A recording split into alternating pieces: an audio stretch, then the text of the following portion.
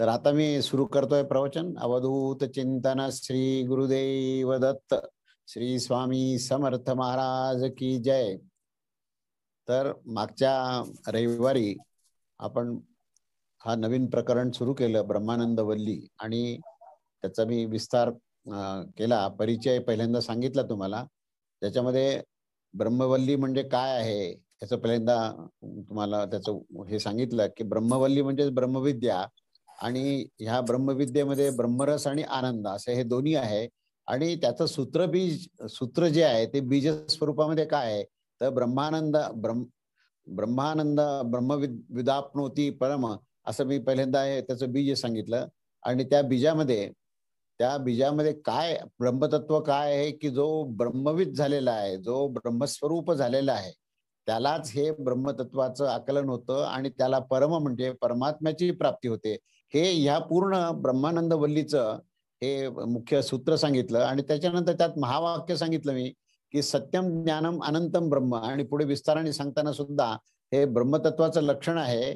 ते ब्रह्मलक्षण जे आहे सत्यम ज्ञानम अनंतम ब्रह्म असं आहे. याच्यामध्ये सत्य सत्ता स्वरूप आहे, ज्ञानस्वरूप आहे, आणि ते अनंत रूपामध्ये सर्वव्याप्त आहे. अशा प्रकारे हे मी त्याच्या परिचयात सांगितलं. नंतर पंचकोश विवेक जो आज आपल्याला घ्यायचा आहे, जो पक्षीरूपकामध्ये आपण त्याचं वर्णन करणार आहोत. आणि त्या पक्षीरूपामध्ये त्याचं ब्रह्मपुच्छ प्रतिष्ठा असं हे त्याच्यामध्ये सगळ्यात महत्वाचा सिद्धांत सांगितला आहे की ज्याच्यामध्ये परब्रह्म परमेश्वर जे आहे हा त्या पक्षाच्या रूपात असून त्याची प्रतिष्ठा जी आहे ही त्या पक्षाच्या शेपटीमध्ये आहे. म्हणजे ते आधारभूत आहे.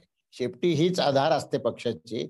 म्हणून त्या ब्रह्मपुच्छम प्रतिष्ठा हे त्याचं परब्रह्म परमेश्वराचं त्या पक्षीरूपकामधलं जे केलेलं वर्णन आहे. आणि पुढे अनेक मी गोष्टी सांगितल्या की ज्या पुढे येणाऱ्या आहेत आणि त्या मी विस्ताराने नंतर मी सांगणार आहे. तेव्हा सुरुवात मी शांती पाठापासून केली, जी ओम सहनावतु सहनौ भुनक्तु सह वीर्यं करवावही तेजस्विनावधीतमस्तु मा विद्विषावही ओम शांती शांती शांती, असं हे सुरुवात केली. आणि या सुरुवात केल्यानंतर त्याच्यानंतर पुढे हा मुद्दा सांगितला की हे ह्या ठिकाणी आचार्य आणि शिष्य हे दोघंही आपलं संरक्षण कसं होईल, आपलं पालन हे कसं होईल, आपली वीरता कशी प्रस्थापित होईल, आणि आपल्या अध्ययनामध्ये आपलं अध्ययन तेजस्वी आविष्कारात कसं येईल, अशा प्रकारचं ही प्रार्थना केली परमेश्वरामध्ये. आणि आमच्या दोघांमध्ये द्वेष निर्माण होता कामा नये, आणि आमचं आधिदैविक आधिभौतिक आध्यात्मिक या तिन्ही क्षेत्रामध्ये आमचं हे संरक्षण व्हावं, अशा प्रकारचा हा शांतीपाठ आपण मागच्या वेळेस पूर्ण घेतला. आणि नंतर प्रथम अनुवाकामध्ये ब्रह्मविदाप्नोती परम तदस्याभ्युक्ता असं जे पहिलं मी श्लोक सांगितला, त्यामध्ये ब्रह्मज्ञानी जो आहे हा परमेश्वरास प्राप्त करतो असा आशय तिथे व्यक्त केला. आणि त्याच्यानंतर पुढे ब्रह्म सत्य आणि ज्ञानस्वरूप कसं आहे याचंही मी वर्णन केलं. आणि त्या वर्णनानंतर पुढे मी हा पहिला अनुवाकचा जो तिसरा भाग आहे त्या तिसऱ्या भागाला मी प्रारंभ केला होता. आणि त्या तिथूनच आपण आता आजचं प्रवचन सुरू करू की अनुवाक पहिल्यामध्ये श्लोक तिसरा जो आहे तो विषय जो आहे तो कसा आहे की तो परब्रह्म परमात्मा कशा प्रकारचा त्या गुहेमध्ये, कोणत्या गुहेमध्ये तो लपून बसलेला आहे आणि तो अव्यक्त कसा आहे असं या ठिकाणी वर्णन आहे. आणि त्याची जिज्ञासा परिपूर्ण करण्याकरता आपण तो श्लोक पाहिला की ज्याच्यामध्ये तस्माद् वा एतस्मात् आत्मनः आकाशः संभूतः आकाशात् वायुः वायुरग्निः अग्नेर आपः आदभ्यः पृथ्वी पृथ्वी औषधिभ्यो अन्नम् अन्नात् पुरुषः स वा एष पुरुषो अन्नरसमयः तस्येदमेव शिरः अयं दक्षिणः पक्षः अयम् उत्तरः पक्षः अयमात्मा इदं पुच्छं प्रतिष्ठा ततप्येष श्लोको भवतु, असा हे श्लोक पहिल्यांदा मी घेतला. आणि त्याची मी सुरुवात केली होती आणि ती आता आज विस्ताराने पाहू. किंवा याचा अन्वय असा आहे की वै तस्मात् एतस्मात् आत्मनः आकाशः संभूतः आकाशात् वायुः वायोः अग्निः अग्नेः आपः अदुभ्युः पृथिवी पृथिव्याः औषधाः औषधिभ्यः अन्नम् अन्नात् पुरुषः स एषः पुरुषः वै अन्नमयः तस्य इदम् एव शिर अयं दक्षिण पक्षः अयम् उत्तर पक्षः अयम आत्मा इदम पुच्छम प्रतिष्ठा तत् अपि एष श्लोको भवती. असं हे त्याचा अन्वय आहे. आणि त्याचा शब्दशः अर्थ असा आहे की निश्चितच सर्वप्रसिद्ध असणाऱ्या त्या परब्रह्म परमेश्वरापासूनच हे पंचमहाभूताची निर्मिती झाली. म्हणजे आकाश तत्व उत्पन्न झालं, आकाशापासून वायू उत्पन्न झाला, वायूपासून अग्नी उत्पन्न झाला, अग्नीपासून जल उत्पन्न झालं, जलापासून पृथ्वी तत्व उत्पन्न झालं आणि पृथ्वी तत्वापासून समस्त औषधी निर्माण झाल्या. औषधीपासून अन्न निर्माण झालं, अन्नापासून मनुष्याचं शरीर उत्पन्न झालं आणि अन्नापासून जे मनुष्य शरीर उत्पन्न झालं ते मनुष्य शरीर हे निश्चितच कसं आहे तर ते अन्नरसमय आहे. त्याचं आता पक्षाच्या रूपकामध्ये वर्णन पुढे केलेलं आहे की त्याचं दिसणारं प्रत्यक्ष जे डोकं किंवा शिर आहे हे पक्षाचं शिर आहे अशी कल्पना करा. त्याचा जो उजवा हात आहे तो पक्षाचा उजवा पंख आहे. त्याचा जो डावा हात आहे तो पक्षाचा डावा पंख आहे. त्याच्या शरीराचा जो मध्यभाग आहे तो पक्षाच्या अंगामधील मध्यभाग आहे आणि त्याचे जे दोन पाय आहेत ती पक्षाची शेपटी आहे किंवा प्रतिष्ठा आहे. या संबंधी येथे निवेदन करणारा हा जो श्लोक आहे. तेव्हा ह्या वर्णनाचं थोडं विस्ताराने असं सांगता येईल की ह्या मंत्रामध्ये मुख्य मनुष्याच्या हृदयाच्या गुहेमध्ये, हृदय गुफामध्ये जे वर्णन करण्याच्या उद्देशाने मनुष्य हा प्रथम मनुष्याचं शरीर हे निश्चित कसं निर्माण झालेलं आहे हे इथे संक्षिप्तपणे सांगितलंय की ते शरीर निर्मितीमध्ये काय त्याची पार्श्वभूमी आहे. तेव्हा हे सांगत असताना ह्या मनुष्य शरीराला ही पक्षाच्या शरीराची उपमा आणि कल्पना केलेली आहे.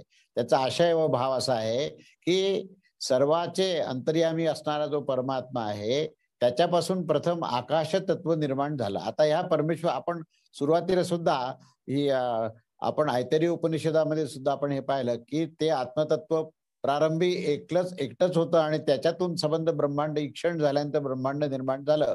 म्हणजे पंचमहाभूताची निर्मिती जी आहे ती त्या परमात्म्यापासूनच झाली आहे. हा पहिला मुद्दा आपल्याला इथे महत्वाचा लक्षात घेणं आवश्यक आहे. आणि म्हणून त्या पंचमहाभूतामध्ये तो निमित्त आणि उपादान दोन्ही कारण परमात्मा. याचा अर्थ असा की परमात्मा त्या पंचमहाभूताच्या आसक्तीपासून निमित्त मात्र तो अलिप्त आहे, परंतु तो त्या पंचमहाभूतात ओतप्रोत असल्यामुळे उपादान कारण आहे. त्या परमेश्वरापासूनच तो झाला आहे म्हणून परमेश्वर हा उपादान कारण आहे. आणि म्हणून परमेश्वरापासूनच हे पंचमहाभूत झाले आणि त्या पंचमहाभूतातच ओतप्रोत परमेश्वर आहे हे आपल्याला समजणं ह्या ठिकाणी महत्वाचं आहे. म्हणून या परमेश्वरापासून ते आकाश उत्पन्न झालं. आता पुढे आकाशापासून वायू तत्व निर्माण झालं म्हणजे काय झालं नेमकं तर आकाश जे आहे आकाशामध्ये परमात्माच होता आणि तो जेव्हा स्वतःमध्ये शांत होता, जेव्हा पहुडलेला होता तेव्हा तो आकाश स्वरूपात होता. म्हणजे नुसती पोकळी आपण म्हणू शकतो कल्पनेने. पण ज्यावेळेस तो जसा जागृत झाला आणि त्याचं जसं चिंतन सुरू झालं तसं त्या ठिकाणी क्रियेला प्रारंभ झाला आणि त्या क्रियेपासून या क्रियेपासूनच वायुतत्व निर्माण झालं आणि हे वायुतत्वामध्ये तोच परमात्मा हा क्रियात्मक झाला. त्या ठिकाणी त्या वायुतत्वामधून तो एका स्थानाहून दुसऱ्या स्थानात जाण्याची क्रिया करायला लागला. काळाची निर्मिती झाली त्या ठिकाणी. वायुतत्वामध्ये काळाची निर्मिती आहे आणि त्यानंतर हे वायुतत्व जरी एका ठिकाणी दुसऱ्या ठिकाणी जात असलं तरी ते दृश्यमान नव्हतं. तेव्हा ते दृश्यमान होण्याकरता ते काही ठिकाणी स्थायिक झालं आणि काही ठिकाणी पुढे निघत गेलं. तर ते दृश्यमान होण्याकरता रूप धारण करण्याकरता ही अग्नितत्वाची गरज आहे आणि म्हणून वायुतत्वापासून अग्नितत्व निर्माण झालं. अग्नितत्वापासून पुढे अग्नितत्व जे आहे ही ऊर्ध्व दिशेला जाणारी आहे आणि ज्यावेळेस अग्नितत्वाचं घनीकरण झालं त्यावेळेस जलतत्व निर्माण झालं आणि या जलतत्वापासूनच पुढे पृथ्वी तत्व निर्माण झालं. म्हणजे आकाश तत्वामध्ये हे पंचमहाभूत अव्यक्त स्थितीमध्ये होते आणि जसे जसे ते व्यक्त व्हायला लागले तसे तसे ते आकाशच हे वायूच्या रूपात आलं, वायूच अग्नीच्या रूपात आला, अग्नीच जो आहे तो जलाच्या रूपात आला आणि जलच हे पृथ्वीच्या रूपात आलं. याच्यामध्ये वायूमध्ये आकाश आणि वायू दोन्ही आहे. त्यानंतर अग्नीमध्ये आकाश वायू आणि अग्नी तिन्ही आहे आणि जलामध्ये आकाश वायू अग्नी आणि जल हे चारही आहे आणि पृथ्वीमध्ये आकाश वायू अग्नी जल आणि पृथ्वी म्हणजे पृथ्वी ही पंचमहाभूतात्मक आहे. म्हणून पृथ्वीचा विचार जेव्हा जेव्हा आपण करतो त्यावेळेस पृथ्वी ही पंचमहाभूतात्मक आहे हे आपल्याला समजून घेणं आवश्यक आहे.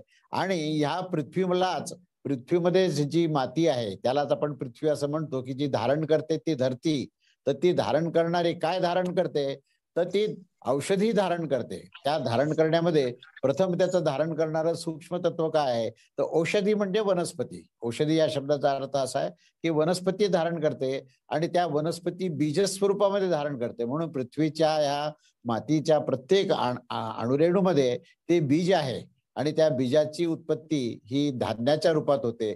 म्हणून पृथ्वीपासून औषधी आहेत आणि औषधीपासून धान्याचं उत्पादन होतं आणि हे औषधीच हे धान्य आहे. म्हणून मनुष्याच्या आहारास हे धान्य आवश्यक आहे. कारण धान्यापासूनच आपण आपण अन्न शिजवून घेतो, आपला आहार तयार करतो.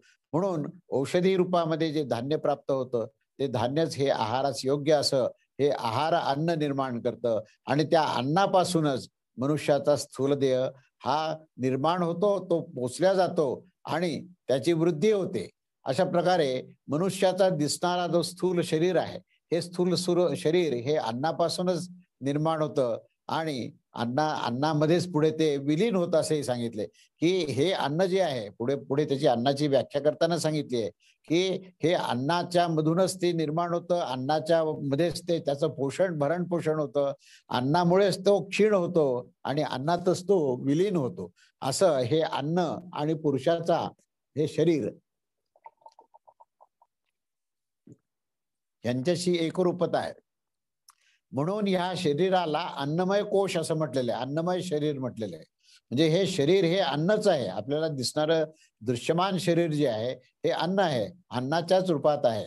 आता पुढे या सर्व या शरीराला त्यांनी पक्षाची उपमा दिली आहे आणि पक्षाच्या उपमामध्ये हे असं म्हटलेलं आहे की पुरुषाचं जे काही शरीर आहे, जे शिर आहे, जे डोकं आहे त्याचं, ते डोकं म्हणजे त्या पक्षाचं डोकं आहे असं तुम्ही समजा, कल्पना आहे ही सगळी. उजवा उजवा हात जो आहे तो उजवा पंख आहे पक्षाचा, डावा हात जो आहे तो डावा पंख आहे आणि शरीराचा मध्यभाग म्हणजे मानेपासून ते कमरेपर्यंत हा जो मधला भाग आहे, ज्याच्यामध्ये हृदय येतं, ज्या ठिकाणी श्वसन व्यवस्था येते, ज्या ठिकाणी नाभी प्रदेश येतो, तर उत्सर्जन संस्था येते, तर हे मधला जो भाग आहे, हा मधला भाग जो पुरुषाचा आहे तो त्या पक्षाचा मधला भाग आहे अशी कल्पना करा. आणि शेवटी जो दोन पाय जिथून सुरू होतात आणि जे दोन पाय आहेत ते दोन पाय ही त्या पक्षाची ही पंख आहे, आपले ही शेपूट आहे. तर ही शेपटाची कल्पना आहे आणि म्हणून त्या ठिकाणी ते शेपूट म्हणजेच त्या पुरुषाचे दोन पाय आहेत अशी कल्पना आहे आणि ह्याच्यावरच त्याचा आधार असतो. या पक्षाच्या शेपटीचा जो भाग आहे त्याला प्रतिष्ठा असं म्हणलंय. प्रतिष्ठा म्हणजेच आधार. तेव्हा हा आधारभूत तत्व जे आहे हे त्याची शेपूट आहे आणि त्यामुळे ह्या अन्नाने बनलेला हा जो देह आहे त्या देहाबद्दलचं वर्णन हे आता आपण पुढील श्लोकामध्ये बघूया. पुढील जो श्लोक आहे तो द्वितीय अनुवाकामध्ये सुरू होतो आणि द्वितीय अनुवाक आता आपण सुरू करूया.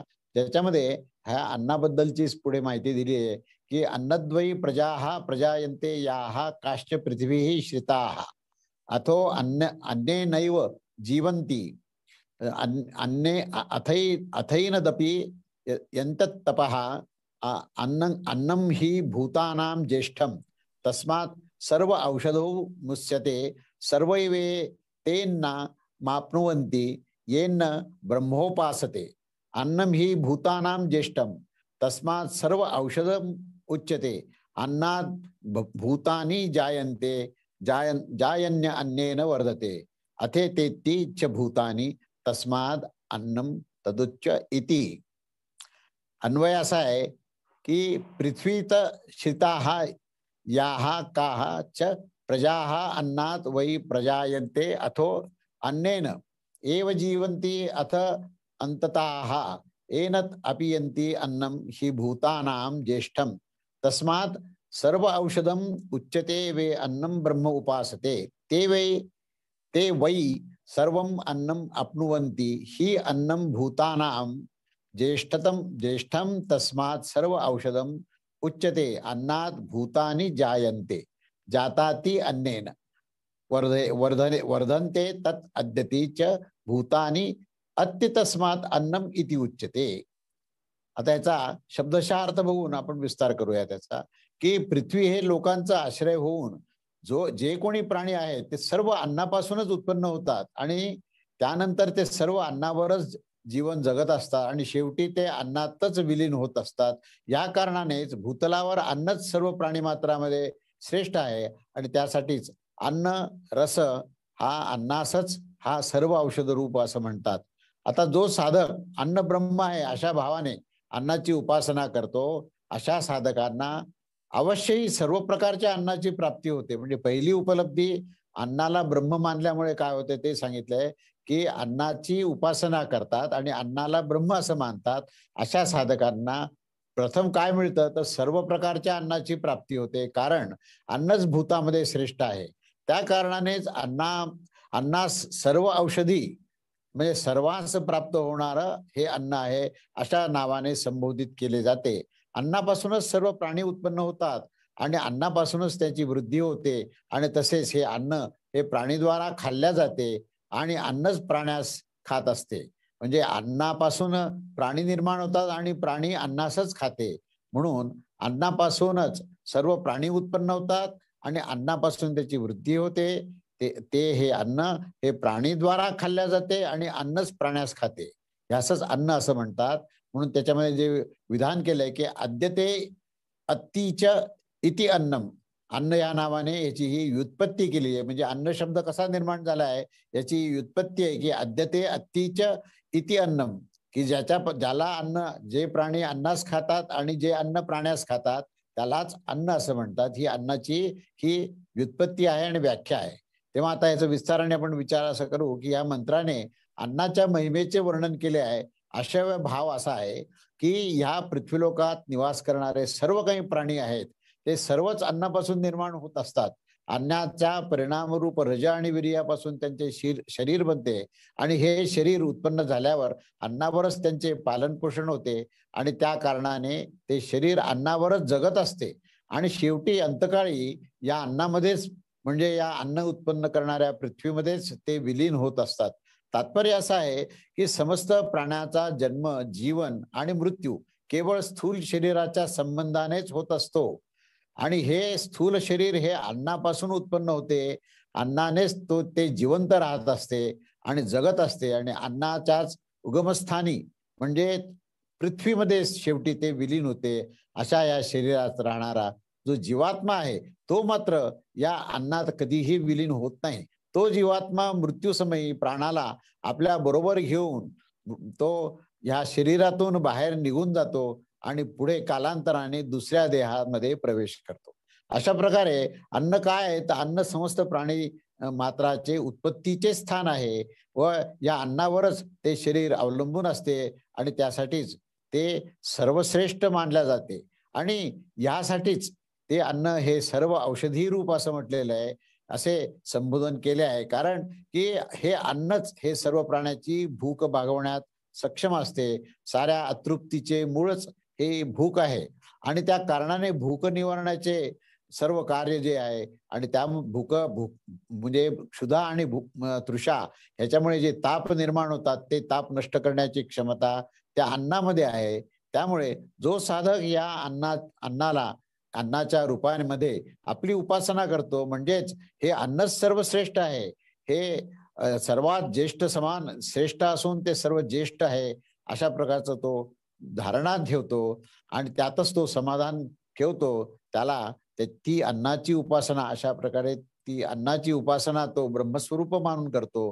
त्या साधकास यथेष्ट अन्न प्राप्त होत असतं. त्यास अन्नाचा अभाव कधीच होत नाही. हे सर्वथा सत्य आहे, की हे अन्नच हे सर्व भूतमात्रामध्ये श्रेष्ठ आहे आणि त्या कारणानेच सारे सारे प्राणी त्या अन्नापासूनच निर्माण होतात. त्यास सर्व औषधमय असं म्हटलेलं आहे आणि उत्पन्न झाल्यावर हे प्राणी उत्पन्न झाल्यावर अन्नापासूनच त्यांची वाढ होते आणि त्यांच्या अंगाची पुष्टी होते आणि सर्व प्राणी त्या अन्नासच खातात आणि सर्व प्राणी ह्या अन्नासच खात असतात. म्हणजे प्राणी हे अन्नास खातात आणि अन्न सुद्धा हे त्या प्राण्यास खातात. तेव्हा अन्न देखील हे प्राण्यास खाते असंही पुढचं विधान आहे व अन्नात प्राणी विलीन होतात. ह्या शरीरात राहणारा जो जीवात्मा आहे तो मात्र अनंतात विलीन होत नाही. ह्या शरीरामध्ये तो विलीन होत नाही किंवा पृथ्वीत विलीन होत नाही किंवा अन्नात तो विलीन होत नाही, तर तो मृत्यूसमयी स्वतःबरोबर प्राणास घेऊन तो देहाच्या बाहेर जातो. तेव्हा ह्या ठिकाणी जे आम्ही आधी पुनरावृत्ती करतो, की अद्यती अत्ति च इति अन्नम, ह्या अशी व्युत्पत्ती केलेली आहे, की अन्नाची ही व्याख्या केलेली आहे. म्हणून अन्न हे सर्व काही आहे. हे स्थूल देह जोपर्यंत तुमचा आहे तोपर्यंतच तुम्ही परमेश्वराची प्रार्थना करण्याकरता सक्षम असता. म्हणून अन्नाने शरीराचं रक्षण करणं हे तुमचं कर्तव्य आहे आणि अन्नाला इतकं महत्व आहे, की तेच ब्रह्मस्वरूप आहे, असं ह्या ठिकाणी संदेश दिलेला आहे.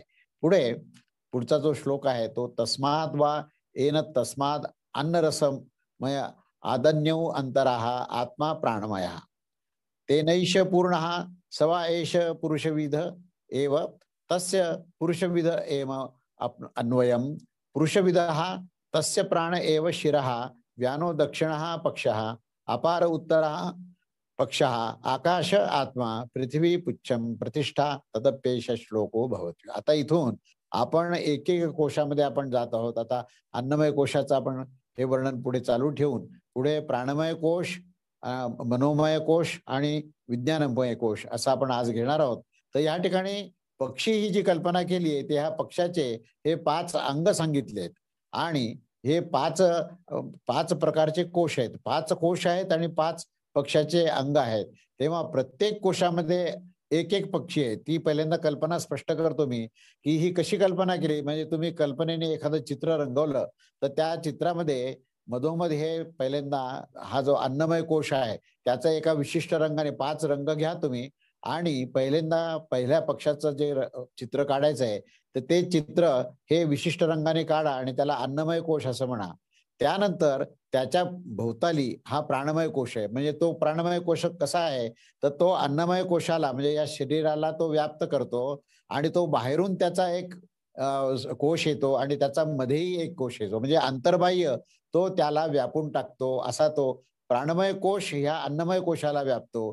त्याच्यानंतर त्याच्या पुढचा जो कोश आहे मनोमय कोश, तर तो मनोमय कोश प्राणमय कोशाला झाकतो आणि त्याचा एक भाग बाहेरून व्याप्त होतो आणि एक पुन्हा अंतरंगामध्ये येतो. असा हा दुसऱ्या रंगाने काढा.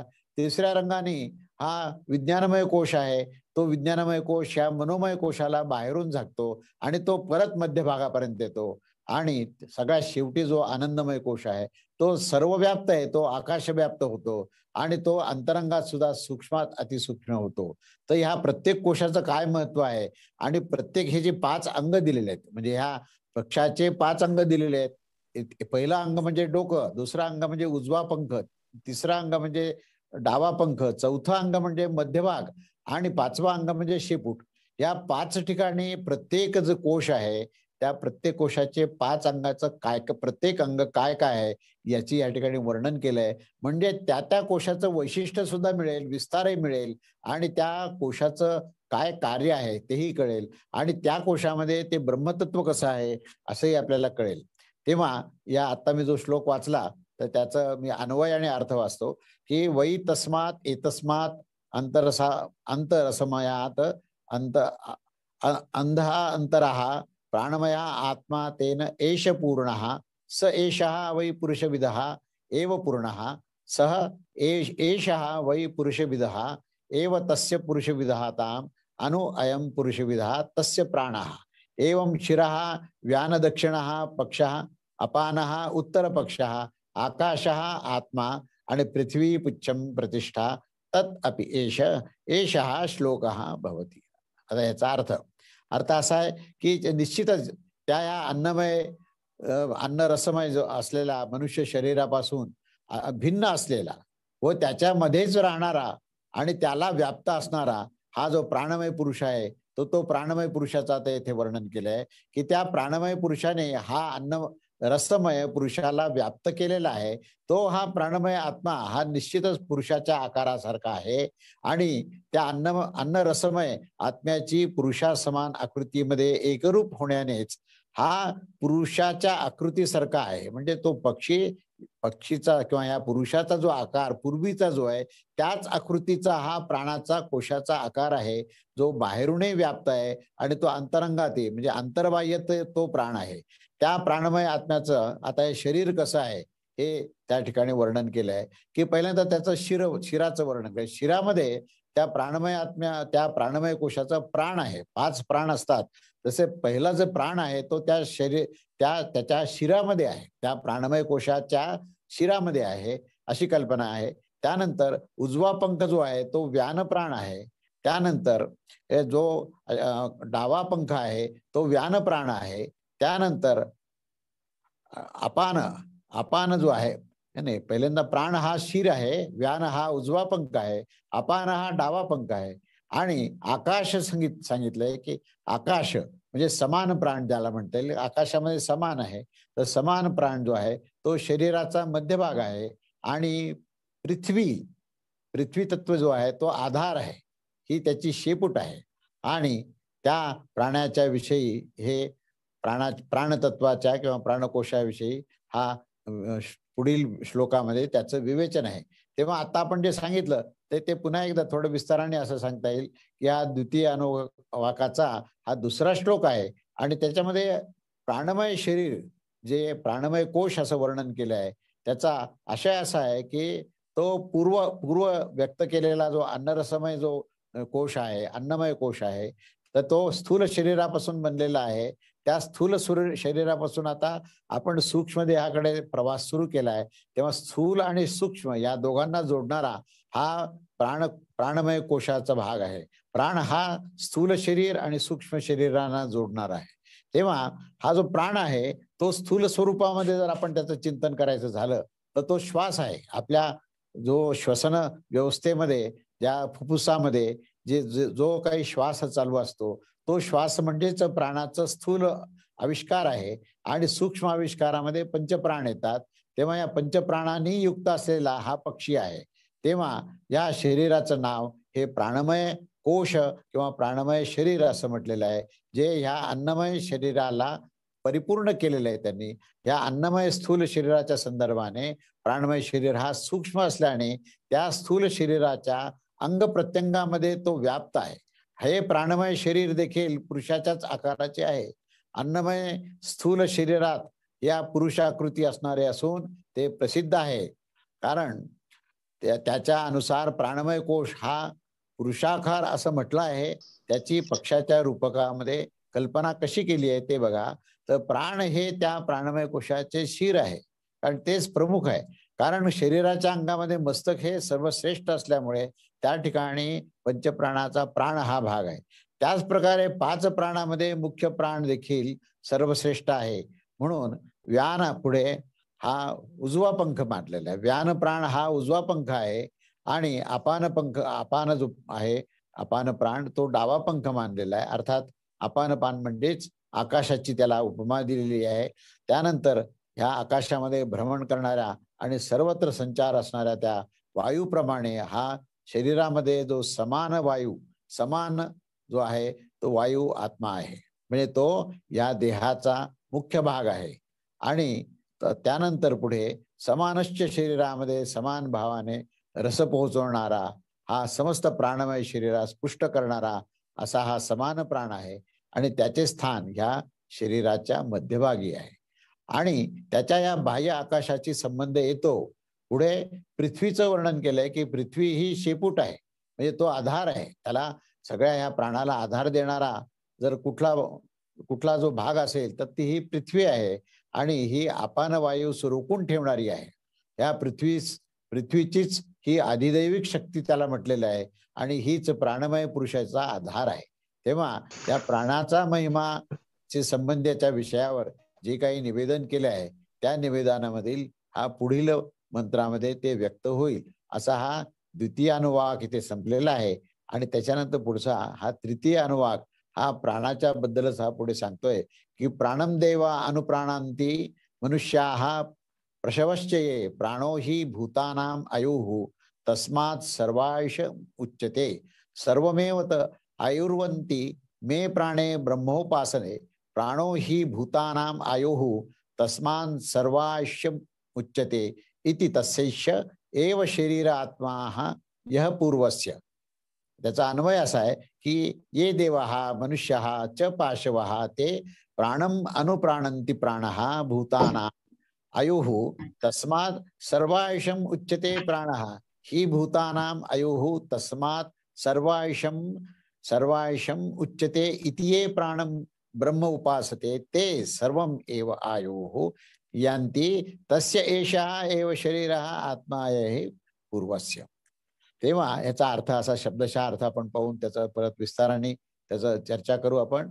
की अर्थ असा आहे की जे जे देवता मनुष्य आणि पशु आदी प्राणी आहेत ते ते सर्व प्राणास धारण करीत असतात आणि त्या प्राणाचेच अनुसरण करून विभिन्न क्रिया करत असतात. क्रिया करण्यामध्ये प्राणच त्याला कारणभूत आहे आणि प्राणामुळेच क्रिया घडतात आणि ह्या क्रिया घडत घडत ते जिवंत राहतात. तर जिवंत राहण्याचं मूळ कारण जर काय असेल तर ते प्राण आहे. म्हणजे ह्या अन्नमय कोशाला सुद्धा सांभाळणारा हा प्राणतत्व आहे आणि प्राणतत्वामुळेच क्रिया घडतात. प्राणतत्वामुळेच मनुष्य हा जिवंत राहतो, प्राणी जिवंत राहतो. कारण की प्राणच प्राण्याचे आयुष्य आहे. प्राणाला आयुष्य असं म्हटलेलं आहे तिथे की प्राण काय आहे तर प्राण्याचे आयुष्य आहे आणि त्या कारणाने प्राण म्हणजेच आयुष्य असे समजले जाते. आणि म्हणून जो कोणी प्राणाची उपासना या ब्रह्मरूपाने करतो तो निसंदेहपणे संपूर्ण आयुष्यास म्हणजेच 100 वर्ष आयुष्य प्राप्त करू शकतो. म्हणून प्राणाची उपासना ही सर्वश्रेष्ठ आहे आणि प्राणाची उपासना म्हणजे प्राणायामाची उपासना आहे.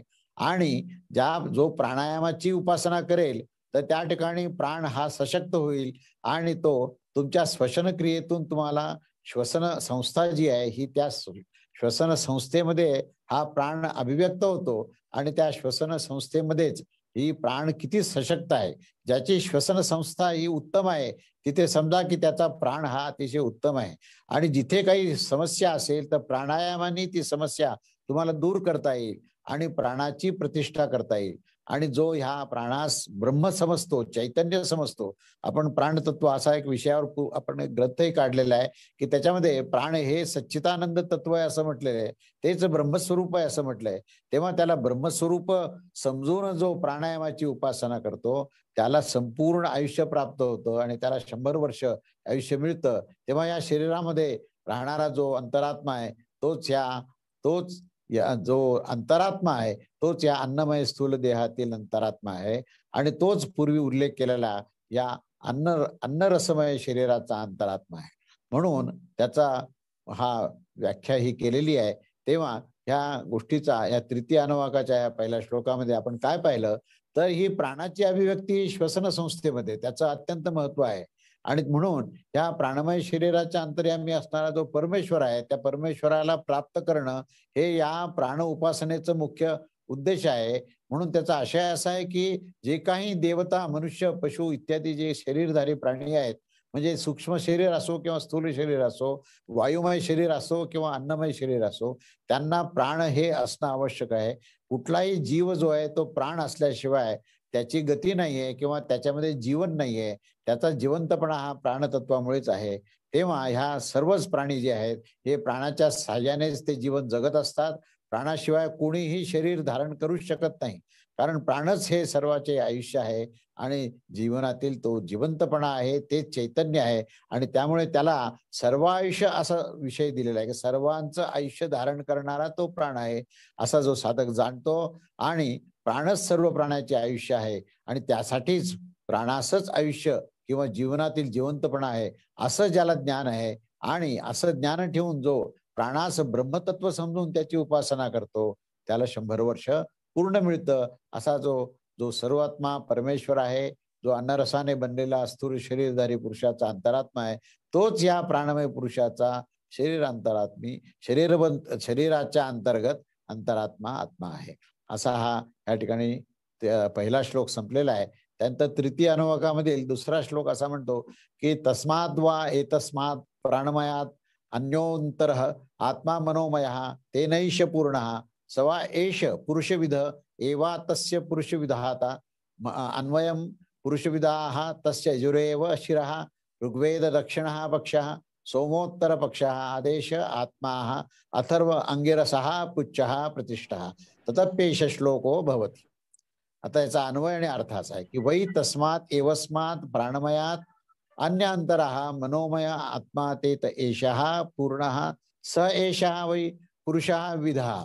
एव पुरुषविधातम अनु अस्तम पुरुषविदाः तस्य यजुः एव शिरः ऋक् दक्षिणः पक्षः साम उत्तरः पक्षः आदेशः आत्मा अथर्व अंगिरसपुच्छम प्रतिष्ठा तत् अपि श्लोकः भवति. आता या अन्वयानंतर त्याचा शब्दशः अर्थ असा आहे की असा निश्चय आहे की त्या या प्राणमय पुरुषाहून भिन्न त्याच्यामध्ये राहणारा हा जो मनोमय आत्मा आहे, जो पुरुष आहे, मनोमय पुरुष असं म्हटलंय किंवा मनोमय कोश आहे, हा त्या मनोमय आत्म्याचे हे प्राणमय शरीर व्याप्त करतो. आता हा मनोमय जो आत्मा आहे तो या प्राणतत्वाला व्याप्त करतो. आपण आता आधी प्राणमय कोश पाहिला, आता मनोमय कोशाचं वर्णन आहे. तर ते कसं आहे, तर ते मनोमय कोश जो आहे तो प्राणमय कोशाला व्याप्त आहे. तो मनोमय आत्माच निश्चितच पुरुषाच्या आकाराचा आहे. कारण हे सगळेच पुरुषाच्या आकार, म्हणजे इथे पक्षी आपण धरू, त्या पक्षाच्याच आकार, पण हा एकानंतर एक मोठा मोठा झालेला पक्षी आहे आणि सूक्ष्म सूक्ष्म झालेला. कारण तो अंतरंगात सूक्ष्म आहे आणि बहिरंगामध्ये तो व्याप्त आणि विशाल आहे. त्यामुळे तो आत्मा हा निश्चितच तो त्या पुरुषाच्या आकाराचा आहे आणि त्या पुरुषा समान आकृतीने व्याप्त झाल्यामुळे हा मनोमय आत्मा हा पुरुषाच्या आकाराचा झालेला आहे. आणि तो मनोमय पुरुषामध्ये त्याचं आता 5 भाग कसे कसे हे सांगितलेले आहेत की या 5 भागामध्ये जे शिर आहे ते यजुर्वेद आहे, जो उजवा पंख आहे तो ऋग्वेद आहे, जो डावा पंख आहे तो सामवेद आहे आणि विधिवाक्य किंवा विधीने दिलेले जे आदेश आहेत ते शरीराचा मध्यभाग आहे. आणि अथर्वा आणि अंगिरस ऋषीद्वारा उद्भवलेले जे अथर्वेदाचे संहिता किंवा मंत्र आहेत ती याचा आधारभूत शेपटी आहे. आणि त्याच्या ह्या महात्म्याविषयी हा पुढील श्लोक सांगितलेला आहे. तेव्हा याची व्याख्या अशी आहे, याचा विस्तार आता असा आहे की हा जो काही आपण आता विचार केला तो तृतीय अनुवाकाचा दुसऱ्या श्लोकातील मनोमय पुरुषाचे हे वर्णन केलेले आहे. आणि हे भाव असा आहे की पूर्वी सांगितलेल्या प्राणमय पुरुषाहून हा भिन्न आहे आणि त्याच्यापेक्षाही हा विशाल आणि सूक्ष्म असल्या कारणाने तो ह्या प्राणमय पुरुषाच्या मध्येही आहे आणि बाहेर व्याप्तही आहे. असा हा दुसरा पुरुष, त्याला मनोमय कोश असं म्हटलेलं आहे. तर तो हा मनोमय असून त्या मनोमय पुरुषाने हे प्राणमय शरीर पूर्ण केलेले आहे, पूर्ण व्याप्त केलेले आहे. अर्थात तो मनोमय पुरुषानेच हा प्राणमय पुरुष पूर्ण व्याप्त झालेला आहे. आणि म्हणून तो हा मनोमय कोश देखील पुरुषाच्या आकाराचा आहे. आणि प्राणमय पुरुषामध्ये हा मनोमय पुरुष कसा आहे, तो त्याला अंतर्बाह्य व्याप्त असून तो समान आकाराने युक्त आहे. येथे त्या पक्षाच्या रूपकांनी ही कल्पना केलेली गेली आहे की त्या कल्पनेमध्ये या मनोमय कोशा रूपक या पक्षाचे हे शीर आहे, उजवा पंख, डावा पंख, मध्यभाग आणि पुच्छ असे हे 5 भाग आहेत. तेव्हा या मनोमय पुरुषाचा जे शिर आहे तो जो आहे तो यजुर्वेद आहे. त्याचा उजवा पंख जो आहे तो ऋग्वेद आहे, त्याचा डावा पंख जो आहे हा सामवेद आहे आणि त्याचं मधलं जे अंग आहे ते विधिवाक्य म्हणजे वेदांनी दिलेले जे आदेश आहेत ते आदेश आहेत. आणि या शरीराचा हा आदेश जो आहे मधला भाग आहे. आणि अंगिरा ऋषीद्वारा जे अध्ययन केलेले जे अथर्ववेदाचे जे मंत्र आहेत म्हणजेच अथर्ववेद, हा अथर्ववेद ही त्या मनोमय रूपी पक्षाची शेपूट आहे. म्हणजे हा अथर्ववेद त्याचा आधार आहे. तेव्हा यज्ञ आणि कर्मामध्ये ही यजुर्वेद मंत्राची ही अतिशय प्रधानता असते. त्याशिवाय ज्यांच्या अक्षराची काही निश्चित अशी संख्या नसते आणि त्याच्या पदपूर्तीचे ठरवलेले असे काही नियमही नसतात. म्हणजे हे मुक्तपणे ज्यावेळेस या मंत्राच्या माध्यमातून हे ज्ञान दिल्या जातं ते त्या पक्षाच्या शिरामध्ये दिलेलं आहे. म्हणून यजुर्वेदाची श्रेष्ठता इथे सांगितली आहे की यजुर्वेदाची श्रेष्ठता अशी आहे की केवळ ज्ञानच नव्हे तर त्या ज्ञानाला आचरणात कसं सिद्ध करायचं आहे हे यजुर्वेदात दिलं आहे. आणि म्हणून यजुर्वेदामध्ये यज्ञकर्म सांगत असताना ह्या यज्ञकर्मामध्ये इदम नम हा शब्द महत्वाचा आहे की हे तुला अर्पण करत आहे. आणि म्हणून सर्व काही तुला देण्याकरताच हा सगळा विषय मी मांडत आहे. म्हणून यजुर्वेद हा त्या ठिकाणी अव्यक्त ज्ञान हे व्यक्त होण्यामध्ये आलेलं, आविष्कारात आलेलं आहे. म्हणून त्याला श्रेष्ठत्व दिले आहे. पण त्याच्याबरोबरच त्याच्या अंतरंगामध्ये जो सांगितलं आहे की वैदिक वाक्य जे आहे ना त्या वैदिक वाक्यामध्ये प्रत्येक मंत्राच्या शेवटी स्वाहा असं मंत्र म्हटलं आहे आणि त्याच्यानंतर इदम न मम असं म्हटलं आहे. तेव्हा ह्या उच्चारणाने अग्नीमध्ये आहुती दिली जाते आणि ह्या वाक्यास किंवा या मंत्रासच यजुहू असा शब्द आहे. म्हणून ह्या यज्ञकर्माच्या संदर्भात असलेला जो योग आहे, जो वेद आहे, तो वेद म्हणजेच हा यजुर्वेद आहे. अशा प्रकारे या यजुर्मंत्राद्वारे देखील अग्नीमध्ये हे हविष्यान्न अर्पित केले जाते आणि म्हणून यजू हे प्रधान आहे. म्हणून हा यजुर्वेद आहे आणि तो ह्या पक्षाच्या शरीरामध्ये शिरस्थानामध्ये आहे. तेव्हा या यजुर्वेदाचे शरीराचे स्थान दिले आहे व श्रेष्ठ असं स्थान दिले आहे. वेदमंत्रामध्ये वर्ण, पद आणि वाक्य इत्यादीचे उच्चारण सुद्धा हा प्रथम मनातच संकल्प करावा लागतो. म्हणून मनोमय कोशामध्ये हे चारी वेदाची कल्पना केलेली आहे की वेदांचं स्थान कुठं आहे, तर मनुष्याच्या पहिल्यांदा मनामध्ये आहे. कारण संकल्प कुठे होतो, तर तो मनामध्येच होतो आणि या संकल्प वृत्तीच्या द्वारेच या मनोमय आत्म्यामध्ये हे वेदमंत्राचे सर्व घनीभूत झाले. त्या ठिकाणी घनिष्ठ पद्धतीने ते तिथे संबंधित आलेले आहेत आणि त्या कारणानेच या यजुर्वेद मंत्रातला या मनोमय पुरुषाच्या अंगामध्ये श्रेष्ठ असं स्थान दिले आहे. ते शिराच्या ठिकाणी स्थान दिलेलं आहे. त्यानंतर ह्या शरीरामध्ये जे 2 हात आहेत म्हणजेच 2 पंख, ते स्थान हे मनोमय पुरुषाच्या अंगामध्ये ऋग्वेद व सामवेदास दिलेले आहे. यज्ञयागादी मंत्राद्वारे जे स्तवन व गायन केले जाते, तर ते यजुर्वेदाच्या तुलनेने जरी गौण असले तरी ते अत्यंत महत्वाचे आहे. कारण ते अव्यक्त आहे. ऋग्वेदातले मंत्र हे अव्यक्त ज्ञानस्वरूप आहे आणि ते व्यक्त होत असताना ते यजुर्वेदात येतात. म्हणून त्याला आपण तुलनेने गौणत्व दिलेलं आहे, पण तेच अधिष्ठान आहे. म्हणून ऋग्वेद आणि सामवेद हे दोन्हीमध्ये जे वेद आहेत, जे मंत्र आहेत, ते मंत्र हे ज्ञानपूर्ण आहेत आणि ते उजवा हात आणि डावा हात म्हणजे उजवा पंख आणि डावा पंख, तर ऋग्वेद हा उजव्या पंखामध्ये दिलेला आहे आणि सामवेद हा डाव्या पंखामध्ये दिलेला आहे. अशा प्रकारे या दोन्ही पंखाची उपमा ह्या 2 वेदांना दिलेली आहे.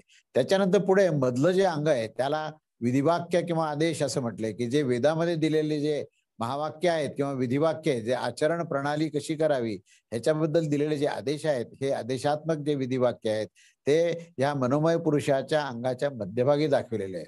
तेव्हा अथर्ववेदामध्ये हे शांतिक आणि पौष्टिक म्हणजे शांती आणि पौष्टी अशाबद्दलचे जे शांतिमंत्र असतात, ते शांतिमंत्र सुद्धा हे मनोमय पुरुषाचे हा मध्यभाग आहे आणि तो त्या ठिकाणी दिलेला आदेश आहे, संदेश आहे. तेव्हा या सर्व कर्माच्या साध्यासाठी हे ह्या मंत्राची योजना असे आणि या प्रयोजनासाठीच याची ही प्रतिष्ठापना ही पुढे काय केलेली आहे, तर ही प्रतिष्ठापनेमध्ये त्याला पुच्छ किंवा शेपटी असं म्हटलंय. त्याला आधार देणारी ही प्रतिष्ठा ही संबोधन केलेली आहे, ती या अथर्ववेदामध्ये आहे. ही अथर्ववेद जो आहे तो कसा आहे, तर तो परिपूर्णता देणार आहे. शेवटी म्हणजे हे जे 4 वेदाची संकल्पनाच मुळातून अशी आहे, की ऋग्वेद हे पहिल्यांदा ज्ञानाची निर्मिती करणार आहे. सामवेद त्या मंत्राला अभिव्यक्त करण्याकरता त्या ठिकाणी संगीताची योजना केली आहे, की त्या संगीतामध्ये समत्व येऊन तुमचं संतुलन होऊन तुम्ही अतिशय तल्लीन होऊन त्या मंत्राला म्हणण्याकरता सामवेदाचं हे पूर्णपणे त्या ठिकाणी प्रयोजन आहे. आणि या सामवेद आणि ऋग्वेदाला आविष्कारात आणण्याकरता यजुर्वेद आहे, की जो प्रत्यक्ष आचरण करण्याकरता, यज्ञयाग करण्याकरता या सर्व वेदांचे मंत्र आणि मुक्तपणे त्याचा संचार करण्याकरता तिथे नियमालाही बाजूला ठेवून त्यांनी सर्वसामान्य करता हा वेद तिथे आणला, तो यजुर्वेद आहे. आणि ह्यानंतर जो अभ्युदय असतो, की पूर्ण मनुष्याचा सर्वदृष्टीने त्याची म्हणजे अधिभौतिक, आध्यात्मिक आणि अधिदैविक ह्या तिन्ही क्षेत्रामध्ये त्याची संबंध प्रगती कशी व्हावी, म्हणजे त्या ठिकाणी वास्तुशास्त्र आलं, त्या ठिकाणी वैद्यकीय शास्त्र आलं, त्या ठिकाणी संपूर्ण प्रकारचे जे वामशक्तीपासून सुद्धा संरक्षण कसं करावं, हे सर्व ही शांती आणि पुष्टी प्राप्त होण्याकरता अथर्ववेदाचं हे त्या ठिकाणी प्रयोजन आहे. म्हणून अथर्ववेद हा त्या ठिकाणी हा प्रतिष्ठा म्हणून किंवा पुच्छ किंवा आधारभूत तत्व म्हणून त्या ठिकाणी म्हटलेलं आहे. म्हणून संकल्पात्मक वृत्तीच्या द्वारे हे मनोमय पुरुषाच्या ह्या सर्वांच्या बरोबर नित्य हा संबंध असतो. म्हणून वेदमंत्रास त्याचे अंग दाखविले आहे आणि ही बाब सदैव स्मरणात ठेवली पाहिजे, की वेदमंत्र हे मनोमय कोशाशी संबंधित आहेत. तो प्रथम मनामध्ये तो प्रस्थापित होतो आणि मग तो आविष्कारात येतो. म्हणून या मनोमय पुरुषाच्या महात्म्याविषयी आता पुढील चतुर्थ अनुवाकामध्ये काही मंत्र सांगितलेले आहेत. तेव्हा आपण चतुर्थ अनुवाकाचे हे 2 श्लोक पाहूया, की यतो वाचो निवर्तन्ते अप्राप्य मनसास आनंदम ब्राह्मणो विद्वान न बिभेति कदाचिनेति तस्मैष एव शरीर आत्मा यह पूर्वस्य अन्वय असा की यतः मनसा सह वाचः अप्राप्य निवर्तन्ते तस्य ब्रह्मणः आनंदम विद्वान पुरुषः कदाचन न बिभेति इति तस्य एषः एव शरीर आत्मा यह पूर्वस्य. आता इथे अर्थ त्याचा शब्दशः देऊन आपण विस्ताराने पाहू की जिथे मनासहित वाणी इत्यादी सर्व इंद्रिये प्राप्त न करताच उलट परततात तेच ते परमेश्वर तत्व, तेच ते ब्रह्मतत्व आहे. त्या ब्रह्मतत्वाच्या आनंदास जाणणारा जो पुरुष हा कसा आहे तर त्या आनंद तत्वाशी एकरूप आहे. म्हणजे तो पुढचा कोश आहे तो मनोमय कोश, विज्ञानमय कोशाच्या, त्याची इथे साधारणपणे परिचय दिलेला आहे की त्या ब्रह्मतत्वास जाणल्यानंतर तो आनंदास प्राप्त होणारा पुरुष हा कधीही भयग्रस्त होत नाही, कारण तो अद्वैत स्थितीमध्ये आलेला असतो. द्वैत संपल्यानंतर भय संपतं आणि म्हणून तो भयग्रस्त होत नाही. अशा या आशयाचा पुढील श्लोक आहे. आणि त्या मनोमय पुरुषाचा पण अंतर्यामी असणारा हा परमात्मा आहे जो पूर्वी सांगितलेल्या अन्नमय व प्राणमय शरीराचा भाग सुद्धा आहे. तेव्हा या मंत्रामध्ये ब्रह्मतत्वाच्या आनंदास जाणणाऱ्या विद्वानाचे महात्म्य सांगितले आहे. पुढे अर्थाच्या विवेचनामध्ये त्याच्या मनोमय कोशाचा महिमा हा वर्णन करून प्रगट केला आहे. त्याचा आशय असा आहे की परब्रह्म परमात्मा जो स्वरूपभूत परमानंद आहे त्या स्थानापर्यंत मन, वाणी इत्यादी समस्त इंद्रियांच्या समुदायाच्या रूपाने असणारे हे मनोमय शरीर पोहोचू शकत नाही. परंतु ब्रह्मतत्वास प्राप्त करण्याच्या प्रयोजनाने साधक या ब्रह्मतत्वास म्हणजे या परमेश्वराच्या जवळ जाण्यास जो आहे तो आपल्या आत्मस्थितीमध्ये जाऊन त्याचा विशेष सहाय्यक बनतो. आणि मग ह्या मन आणि वाणी इत्यादी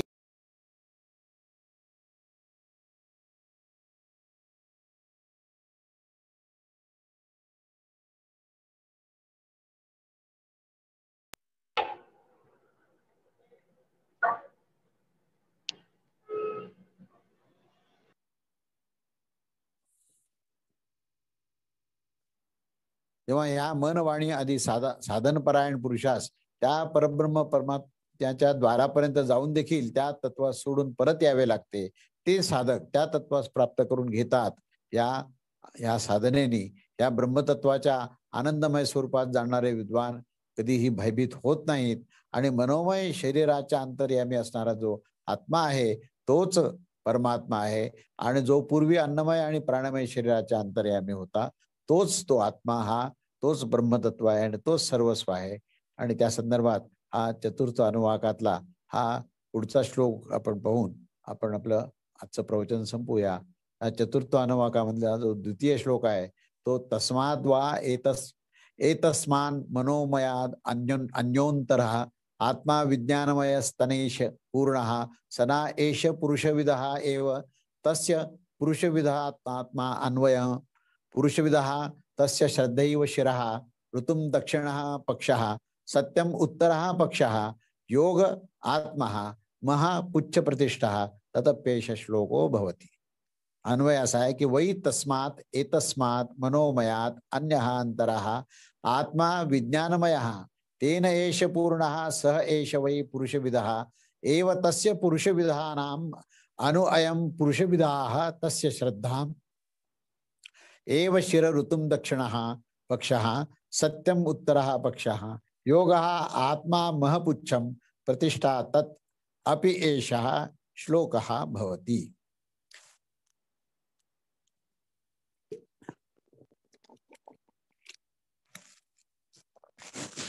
तेव्हा याचा अर्थ असा आहे, मुख्य म्हणजे हा जो विषय आहे आता विज्ञानमय कोशाबद्दल आता हे सांगायला सुरुवात केली आहे की या मनोमय कोशाला व्याप्त असणारा.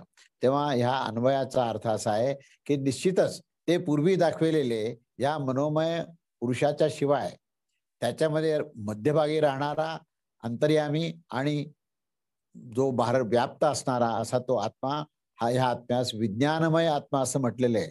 कारण तो सर्वत्र सर्वव्याप्तही आहे आणि तो अंतरंगामध्ये सूक्ष्मात अतिसूक्ष्म आहे म्हणून तो विज्ञान आहे. त्या विज्ञानमय आत्म्याने हे मनोमय शरीर व्याप्त केलेले आहे. तो हा विज्ञानमय आत्मा निश्चितच निसंदेहपणे पुरुषाच्याच आकाराचा आहे आणि त्याची पुरुषाकृतीनेच व्याप्त झाल्यामुळे हा विज्ञानमय आत्मा हा पुरुषाकृतीनेच दाखविलेला आहे. त्या विज्ञानमय आत्म्याचे आता या ठिकाणी त्या पक्षाचं जे शरीर 5 अंगांनी असतं, तर ते 5 अंग काय आहेत हे दाखवलंय. तर श्रद्धा, हे बुद्धीमध्ये श्रद्धा ठेवणं आवश्यक आहे. तर श्रद्धा हे शरीर आहे त्याचं, आणि सदाचाराचा निश्चय जो आहे तो त्याचा उजवा पंख आहे. सत्य भाषणाचा निश्चय हा त्याचा डावा पंख आहे. आणि ध्यानाद्वारे जो परमात्म्याशी एकाग्रताचा जो योग असतो, तो योग सिद्ध करणे हे त्याचं हे चौथं अंग म्हणजे त्याचा मध्यभाग आहे. आणि मह हा नामाने प्रसिद्ध असलेला जो परमात्मा आहे, आपण महर लोकाचा विषय केला होता, तर हा मह नावाचा जो भाग आहे तोच ह्याचं अधिष्ठान आहे. ह्या विज्ञानमय कोशाचं अधिष्ठान किंवा त्याचा आधारभूत तत्व जी शेपूट त्याला म्हटली आहे पक्षाची, तर ती काय आहे, तर मह असं म्हटलेलं आहे. मह या नामाने प्रसिद्ध असलेला असा तो परमात्मा आहे. तेव्हा ह्याविषयीचं ज्ञान देणारा हे पुढे विवेचन करणारा श्लोक आहे. आता ह्याच्याबद्दल थोडा विस्तार करू आणि नंतर गोश्वारांनी याचं काय काय आहे, आपल्या शरीराशी संबंध कसा आहे हे आपण पाहूया. तेव्हा चतुर्थ अनुवाकाच्या या दुसऱ्या श्लोकामध्ये विज्ञानमय पुरुषाचा अर्थात विज्ञानमय शरीराचा अधिष्ठाता हे जीवात्म्याचे वर्णन आहे. भाव व आशय असा आहे की पूर्वी विवेचन केल्याप्रमाणे मनोमय शरीरापेक्षाही सूक्ष्म असल्यामुळे त्याच्यामध्ये तो राहणाराही आहे आणि जो व्याप्तही आहे, त्यामुळे तो विज्ञान आहे. असा जो आत्मा आहे तो सर्व हा त्या प्राणतत्व त्या मनोमय कोशापेक्षा तो भिन्न आहे, कारण तो त्याला व्याप्त आहे. आणि म्हणून तो हा विज्ञानमय पुरुष जो आहे त्यालाच आपण बुद्धी असं म्हटलेलं आहे. विज्ञानाचा संबंध हा बुद्धिकोशाशी, जसं मनोमय कोश हा मनाशी आहे, तसा विज्ञानमय कोश हा ह्या बुद्धिरूपी गुहेमध्ये तो निवास करणार आहे. आणि त्याच्यामध्ये तो मनोमय कोश आहे, म्हणजे मनोमय कोशाला व्याप्त आणि अंतरंग अशा प्रकारचा तो असल्यामुळे तो त्या मनोमय कोशाशी तादात्म्य होणारा तो जीवात्माच आहे. म्हणजे त्या ठिकाणी जीवात्म्याचा संबंध आलाय, त्या मनाशी आणि बुद्धीशी तो जीवात्मा तिथे तादात्म्य झालेला आहे. आणि त्या जीवात्म्यानेच हा हे मनोमय शरीर पूर्ण करून, अर्थात ह्या मनोमय शरीरामध्ये तो सर्वत्र व्याप्त झालेला आहे. आणि म्हणून मनोमय कोश त्याच्याही पूर्वी असलेल्या प्राणमय आणि अन्नमय कोशांनीही तो व्याप्त आहे. या कारणाने हा विज्ञानमय हा जीवात्मा संपूर्ण शरीरात व्याप्त आहे. या ठिकाणी जीवात्म्याशी संबंध जोडलेला आहे, या बुद्धितत्वाशी संबंध. कारण बुद्धी म्हणजेच त्या ठिकाणी अहंभाव आहे. बुद्धितत्वाचा संबंध अहंकाराशी असतो आणि अहंकाराचा संबंध हा जीवात्म्याशी असतो. म्हणून विज्ञानाचा संबंध हा बुद्धीशी जोडला आहे, बुद्धीचा संबंध हा अहंकाराशी आहे आणि अहंकाराचा संबंध जीवात्म्याशी आहे. म्हणून विज्ञानमय कोशाचा संबंध हा जीवात्म्याशी आहे. म्हणून या ठिकाणी विज्ञानमय हा जीवात्मा म्हणून मानलेला आहे. तो जीवात्मा संपूर्ण शरीरामध्ये सर्वत्र व्याप्त आहे. भगवद्गीतेमध्ये पण असं सांगितलं आहे की जीवात्मा हा क्षेत्रज्ञ शरीर रूप आहे. आणि जीवात्मा हा क्षेत्रज्ञ आहे आणि शरीररूपी क्षेत्रामध्ये तो सर्वत्र स्थित आहे, सर्वत्र सगळीकडे आहे. त्यालाच हा विज्ञानमय आत्मा असं म्हटलेलं आहे. तेव्हा विज्ञानमय कोश हा जीवात्म्याशी संबंधित आहे, तोच जीवात्मा आहे आणि त्यालाच भगवद्गीतेमध्ये क्षेत्रज्ञ असं म्हटलं आहे. तेव्हा निश्चितच हा पुरुषाचा आकार आहे आणि ह्या ठिकाणी पुरुषाचा आकार धारण करणारा आणि तो मनोमय पुरुषास व्याप्त करणारा असल्यामुळे त्याला पुरुष असंच म्हटलेलं आहे की तोच जीवात्मा असं म्हटलंय. त्या विज्ञानमय अंगाचा ही पक्षीरूपाने जी कल्पना केली, त्याचे 5 स्थान काय आहेत हे आपण बघूया. की श्रद्धा हे त्याचं शिर आहे. म्हणजे आपण श्रद्धेबद्दल पुष्कळदा विचार करतो की श्रद्धा आपण मनामध्ये असावे म्हणतो, पण खरं श्रद्धेचं जे स्थान आहे ते बुद्धीमध्ये आहे. बुद्धीमध्ये श्रद्धा असेल तर मनामध्ये श्रद्धा निश्चितच होईल. पण फक्त जर मनामध्ये श्रद्धा असेल तर ती श्रद्धा बुद्धी नेहमी खोडून टाकते, कारण त्या बुद्धीमध्ये अहंकार बसलेला आहे आणि तो अहंकार तर्कप्रधान आहे, म्हणून तो तर्काने श्रद्धा नष्ट होते. पण त्याच ठिकाणी जर श्रद्धा म्हणजे त्या बुद्धितत्वामध्येच, त्या विज्ञानामध्येच जर शिर म्हणजे श्रेष्ठ स्थानामध्ये जर श्रद्धा असेल तर त्या ठिकाणी परमेश्वर प्राप्ती करण्याकरता मदत होते. म्हणूनच श्रद्धा असं त्याचं हे शिराचं संबंध केलेला आहे. निश्चितपणे विश्वासरूप वृत्तीसाठी त्याच विज्ञानमय शरीरामध्ये प्रधान स्थान देऊन त्याला शिर असं म्हटले आहे. कारण असा दृढ विश्वास आहे की हेच महत्वपूर्ण प्रधान अंग आहे. शिर हे श्रद्धेने युक्त आहे व ते प्रत्येक विषयामध्ये सुयोग्य धारणेने उन्नतीचे कारण आहे. म्हणून श्रद्धा हीच उन्नतीचं कारण आहे. परब्रह्म परमात्म्याच्या प्राप्तीसाठी सुद्धा श्रद्धा हेच प्रधान अंग असून सर्वप्रथम सर्वश्रेष्ठ असा त्याचा विनियोग करण्याची ही अधिक आवश्यकता आहे. आणि म्हणून सदा त्या ठिकाणी श्रद्धेला त्या पक्षाच्या शिराच्या ठिकाणी महत्व दिलं आहे. त्यानंतर दुसरा जो भाग आहे, बुद्धीमध्ये सदाचरणाची निश्चय झाला पाहिजे, की सदाचार सिद्ध करणं हा बुद्धीमध्येच ही प्रस्थापना होणं आवश्यक आहे. म्हणून या सदाचरणालाच ह्या पक्षाचा उजवा पाक म्हणजे ह्या विज्ञानमय रूपी जो पक्षी आहे त्याचा उजवा पंख मानलेला आहे. आणि सत्य भाषणाचा निश्चय जो आहे तो बुद्धितत्वामध्ये म्हणजे विज्ञानमय कोशामध्ये डावा पंख आहे. म्हणून डावा पंख जो आहे तो सत्यभाषण आहे आणि उजवा पंख जो आहे तो सदाचरण आहे. या दोन्हीच्या आधारानेच ही श्रद्धा ही सुनिश्चितपणे दृढ होते. आणि त्याचा हा तिसरा भाग झाला. आणि त्याच्यानंतर चौथा जो भाग आहे तो ध्यानाद्वारे परमेश्वराशी एकरूप राहण्यासाठी जो योग सिद्ध केला जातो तो या विज्ञानमय कोशामध्येच विज्ञानमय शरीराच्या मध्यभागी होतो. म्हणून ध्यानाद्वारे परमेश्वराची एकरूप राहण्यासाठी जो योग आहे त्या योगालाच हा मध्यभाग असं म्हटलेलं आहे. आणि सरतेशेवटी पाचवा जो भाग आहे तो मह या नामाने परिपूर्ण केला आहे. तेव्हा मह या नामाने असणारा जो परमात्मा आहे त्या परमात्म्यालाच आधारभूत तत्व म्हटलंय, तेच अधिष्ठान आहे. म्हणून त्यालाच पुच्छ स्थानामध्ये त्या ठिकाणी सांगितलेलं आहे की तो परमात्मा हाच त्या जीवात्म्याचा परम आश्रम आहे, आश्रय आहे.